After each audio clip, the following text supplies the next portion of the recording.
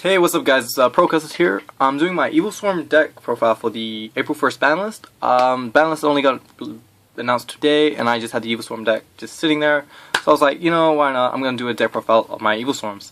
Hopefully you guys enjoy this. There is a super rabbit on the top, but hopefully that does not hurt your opinion of the deck. Remember to comment in the description below what you guys think about it, and please like this video before watching it. I'm just going to jump straight into this video because it is so amazing. Alright, so I play the one rabbit for the 3 heliotropes, just because the top deck rabbit is amazing because you get the heliotropes into the graveyard eventually, and it's the first turn Ophion, it's the first turn whatever it is, and you only use the one card, and you search out the deck as well. So one rabbit is pretty good. 3 heliotropes, pretty much this guy's a normal monster. It's funny because he's a normal monster, Phoenix Chain does not work on this guy. And he's pretty much there for the rabbit. There he is, that cute rabbit. Anyway, so he's a 1950 baiter. You can summon him by himself and just run over things. Next play the 3 casters. Pretty much when this guy is normal summoned, you gain an additional normal summon. For those that don't know, this is a condition apparently. So when he's normal summoned, even if they Phoenix Chain it or bottomless it, you will still get the additional normal summon. Then you have the 3 Mandragoras. Pretty much when you opponent controls another monster, especially some Mandragora, in attack or base up defense mode, it doesn't really matter. And yeah, pretty much allows you to go for those XE plays. Next I play the 3 Kyrkion. Pretty much this guy can modify your graveyard by banishing 1 Evilswarm monster in your graveyard, then adding 1 Evilswarm monster from your graveyard to your hand. If you do this, you get an additional normal summon, which allows you for those 1 card XE plays, pretty much like Wolfbark or Yalchavad and No Knights. Next I play 2 Thunderbirds. Thunderbird's not really that important because when he's normal summon and an effect is activated, you can banish him, and during the standby phase you can special summon Thunderbird to get a 300 attack. And the reason, which is good and all, but it doesn't really promote to the first turn XE plays, which I don't really like. And then next Dark Monster I play is 1 Darkarm Dragon. I really like Darkarm Dragon. A lot of people don't, it's because if you have Ophion, you can't special summon Darkarm. But you shouldn't think like that because the darks in the graveyard are very manipulative. Because you use Kyrkion's effect to keep banishing, special summon Darkarm, blow some stuff up, and then go for like an Ophion play or whatnot. So it's actually really good. For the last 3 plays, I play 3 Effect Veilers. During Dragons, I used to play 3 Max C because special summoning spam decks aren't common. Veiler is just so much easier to protect your Evilswarms from like decks like Fire Fist and Harpies for that matter, because you can just go like Big Eye and stuff. That's it for the monsters. For the spells, I play 3 Festation Pandemic. Amazing card. All face-up Evilswarm monsters you currently control are unaffected by other spell and trap cards this turn. So it just protects your monsters from like Bottomless, Torrential, Mirror Force, and all that stuff. And once you activate it for the turn, like to protect your monster from a Torrential, you can then attack and just not worry about a Mirror Force. It's really amazing. Then you play 3 MSTs, just because this allows you to get rid of those like side-in cards, set cards, and all that out of the jazz and stuff. And I play 2 Forbidden Dress. I prefer the Dress over the Safe Zones, just because you can use Dress during damage step, because there's a lot of times against Mermails when they always go into Lind into Pike, or just summon Pike and then they just discard Infantry to pop your Ophion. You can just activate Dress, protect your Ophion.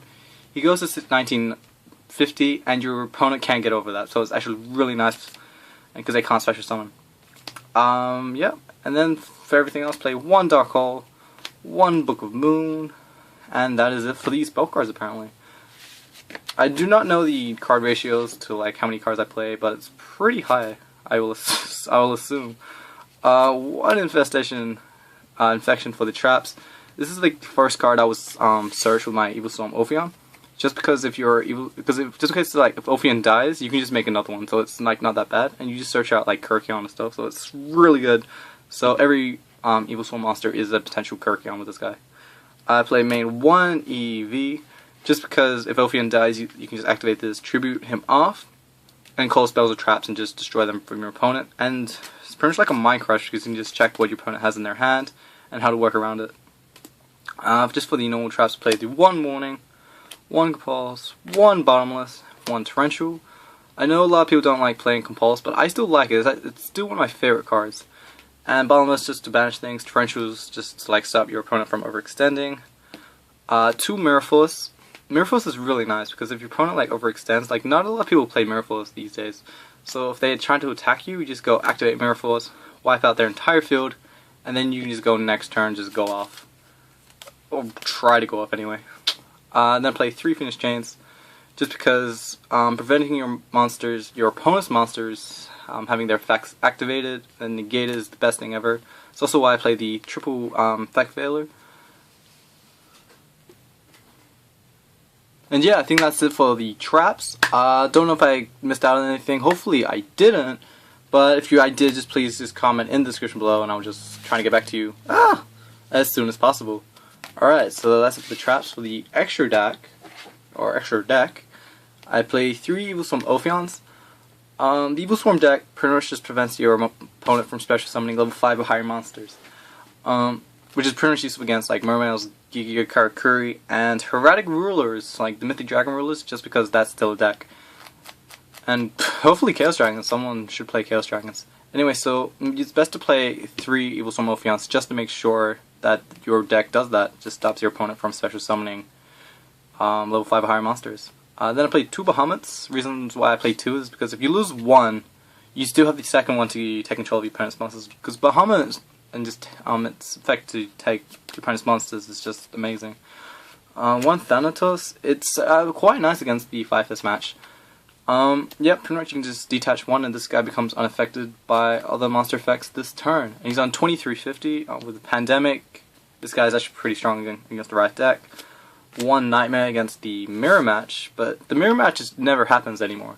So he's really just there against those road decks that special summon, and you just put them into like face down defense position with Nightmare's effect.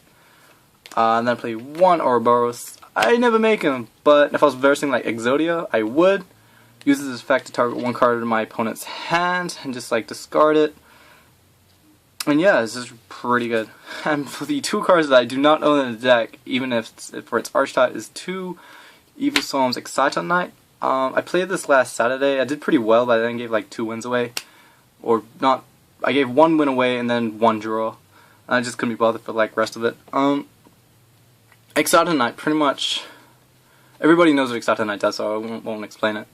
The thing is, if they destroy 1, you still have the second one to completely wreck your opponent. It's actually the funniest thing ever. Especially with like Pandemic, and if your opponent doesn't have a way out, like a warning to Exciton Knight, they're just going to lose all their stuff, and it's hilarious.